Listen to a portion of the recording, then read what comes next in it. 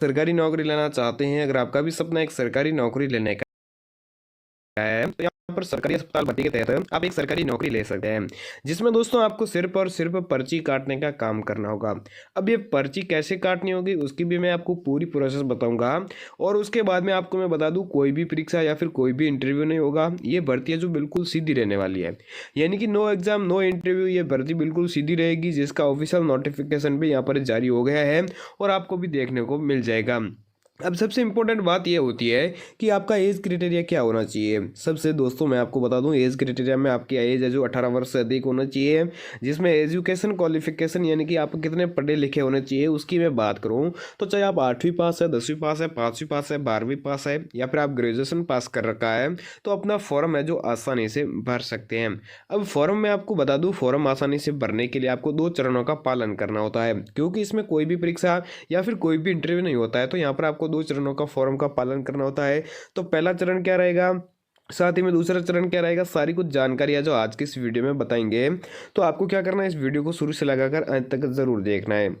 उसके साथ में मैं आपको पूरी डिटेल समझाऊंगा, जिसमें आपको यहाँ पर अपने ही पंचायत में, ये इस भर्ती के तहत आपको अपने ही पंचायत के अंदर नौकरी मिलेगी, दूर भी कहीं जाने की ज़रूरत भी नहीं रहेगी। अब फॉर्म भरने के लिए क्या क्या डॉक्यूमेंट की आवश्यकता रहती है, साथ ही में दोस्तों यहाँ पर आपको कब से फॉर्म देखने को मिलेंगे, फॉर्म है जो यहाँ पर इसकी अंतिम तिथि क्या है, फॉर्म कब से शुरू होते हैं, सारी कुछ डिटेल से जानकारी है जो मैं आपको इसके ऑफिशियल नोटिफिकेशन पर बता देता हूँ, जिससे कि आप अपना फॉर्म भर के एक सरकारी नौकरी है जो ले सकते हैं। और दोस्तों मैं आपको बता दूँ, अगर आप भारत के किसी भी राज्य में रहते हैं, चाहे आप हरियाणा, पंजाब, राजस्थान, गुजरात, यूपी, बिहार, कर्नाटक, हिमाचल प्रदेश, अरुणाचल प्रदेश, सिक्किम, मिजोरम, किसी भी राज्य में चाहे आप रहते हैं, चाहे वो पहाड़ी क्षेत्र हो या फिर आप अन्य क्षेत्र में रहते हैं, तो यहाँ पर अपना फॉर्म है जो बिल्कुल फ्री में भर सकते हैं। आपकी फॉर्म फीस है जो 1 भी रुपया नहीं लगेगी। तो मैं आपको ले चलता हूँ, लेकिन दोस्तों आगे बढ़ने से पहले एक छोटी सी रिक्वेस्ट रहेगी कि अभी तक आपने हमारे चैनल को सब्सक्राइब नहीं किया तो जल्दी से हमारे चैनल को सब्सक्राइब करके बेल आइकन ऑन जरूर कर दीजिएगा। दोस्तों वीडियो को लाइक करो ना करो उससे कोई फर्क नहीं पड़ेगा।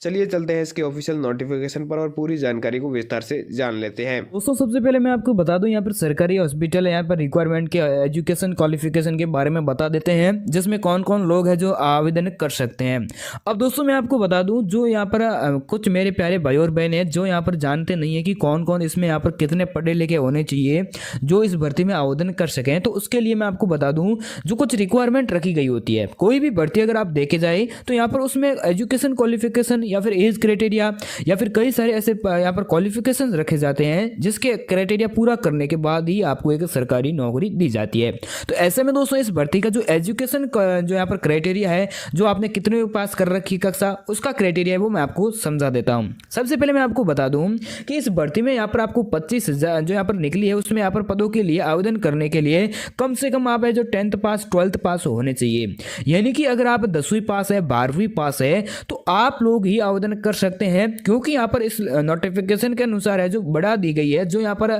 पहले एजुकेशन क्वालिफिकेशन थी 8वीं पास 10वीं पास थी, अभी इसको बढ़ाकर यहाँ पर 10वीं पास और 12वीं पास है जो कर दिया है, क्योंकि यहाँ पर 10वीं पास और 12वीं पास है उन लोगों के लिए बहुत ही अच्छा एक मौका है एक सरकारी नौकरी लेने का। अब उसके लिए यहाँ पर सबसे पहले तो मैं आपको ये बता दूं कि इसमें एज लिमिट क्या है। अब एज क्राइटेरिया भी आपको जानना बहुत ही जरूरी है, क्योंकि अगर आप एज क्राइटेरिया नहीं जानते हैं तो चाहे आप 10वीं पास है चाहे आप 12वीं पास है, तो अगर आप आवेदन पत्र भर देते हैं तो आपकी एज पूरी नहीं है तो फिर आपका फॉर्म है जो सीधा रिजेक्ट कर दिया जाएगा। ऐसे में दोस्तों यहाँ पर सरकारी अस्पताल रिक्वायरमेंट की मैं बात करूँ